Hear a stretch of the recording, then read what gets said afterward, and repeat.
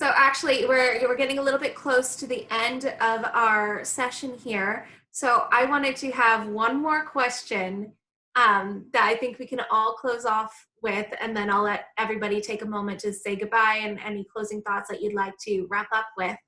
But my question is, again, we opened this up with the concept that the Republican Party is always shamed for being the old white man party. But obviously, with the four of us here, that is clearly not the case. And secondly, there's nothing wrong with being a straight white male. Yes. Shaming anybody for for whoever they are. We are a very, I think, inclusive and diverse party. But I find it very interesting that I could probably write a book on how many, sexist or very inappropriate remarks which I have been put down by people of other parties. So my question to you ladies is, are your thoughts and advice to young women who are seeking to get more involved in their community, what work they want to do and serve their area? What is your advice on not being afraid and just, creating a strong enough foundation around them so they can do that service? And we'll start with our youngest, Alex, and then work around with Justine and then Deanna.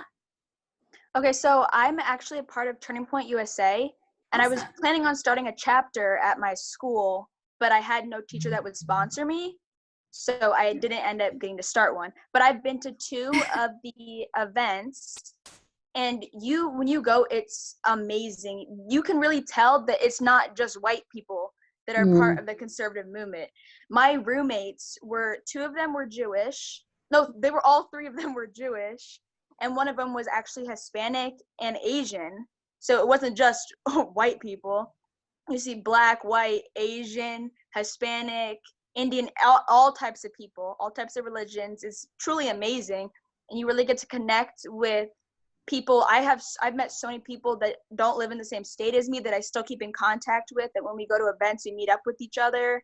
If you are a young conservative, I definitely recommend trying to get in contact with others through joining different groups like on Instagram or Facebook and get in contact with them through that, or doing Turning Point USA and going to some of the events, because that's how I've got in contact with a lot of different youth conservatives. And also I just had brain fart. I don't know what I was gonna say. Well, that's fine though. I mean, you're pretty strong on the fact that. Oh, I remember. Go ahead. About like where people, as a conservative, people are like, "Oh, you're a racist, you're a bigot, blase, blase, blase." I've been told just that people don't respect me because I'm a woman who supports Trump. I'm like, oh, that's fine. You don't have to. I have been called racist. There's people I've been friends with ever since I was little, and my beliefs haven't really changed since I was younger. But now, since I'm an out Trump supporter, they don't like me. They don't want to be my friend. You're only going to be around these people for a short period of time, and then after high school and college, you're never going to talk to these people again. And it doesn't really matter for me personally, other people's opinion doesn't matter. It's just what my parents think about me and what God thinks about me. So that's also a good way to think about it. And you're the only one who truly knows you. So people can say you're a racist and all this stuff, but you truly know that you're not a racist. Yeah. Agreed. And Justine, your thoughts? Yeah, I've shared so many similar experiences to Alex. As a Jewish woman, I've been told I'm a fake Jew. I'm helping the Nazis. And oh my gosh. Yep, Crazy.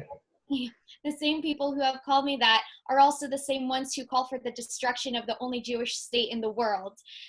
So I'd say when the left loves to tout about how they're all for diversity, they love to brag about their identity politics, when it actually comes down to it, when it comes to Black conservatives, Hispanic conservatives, Jews, female conservatives, all of a sudden that idea of tolerance and respecting others' identities goes right down the drain. Chelsea Handler visited my campus one time, and I was the one girl in this auditorium wearing a Make America Great Again hat, and she said to the audience, well, a lot of women voted for Trump, and she said, if you voted for Trump and you're a woman, you don't know what you're doing. You're not looking out for your best interests. So I thought, okay, we're all for women's empowerment here, but until a woman doesn't march in lockstep form with the leftist agenda that we're all supposed to adhere to, that means she shouldn't be empowered. We should just strip her voice right away. I mean, here a double standard is playing out right in front of us. Organizations that have helped me are also Turning Point USA. Turning Point has a women's leadership summit every year, and unfortunately this year it's been canceled to yeah. And they have a Jewish leadership summit.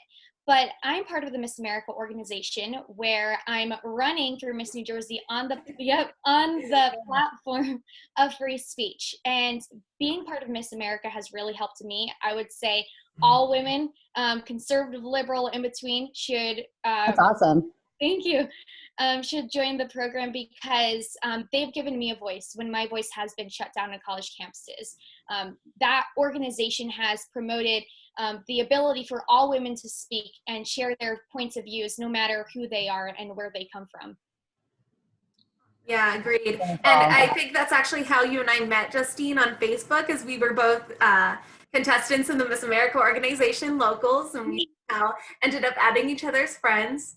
But I mean, that's so fantastic that at least you just keep working to find your voice, and then whenever we feel knocked down or unable to speak in a certain area, we just keep fighting and find another place. And I think that just shows the tenacity of how strong we are, especially stronger as a unit, fighting for the female voice to be heard. And Deanna, your thoughts? Yeah, well, also, I just want to say God bless you, ladies. You're so, especially those in high school and college. I mean, you guys are doing such a good service, and I know it's hard, and I know you're the outsider, and it takes so much bravery to do that. But every time someone younger steps forward and sticks to their guns, you pave the way to make it easier for the next generation to come forward too and speak out.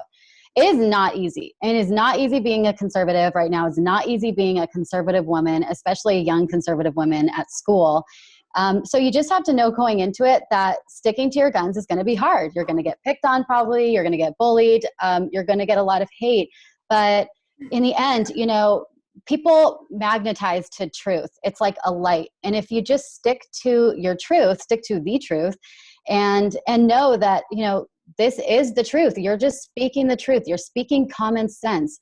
And you're little by little just exposing their hypocrisy, in their lies. And I would say, it's important to be kind and, not really so in your face and flamboyant about it that people are repelled by that instead of, repelled by the truth, and having fun.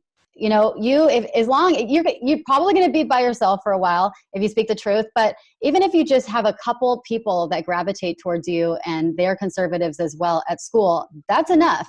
And you show that you're having fun while speaking the truth, while sticking to your guns, and they're going to eventually get attracted to that.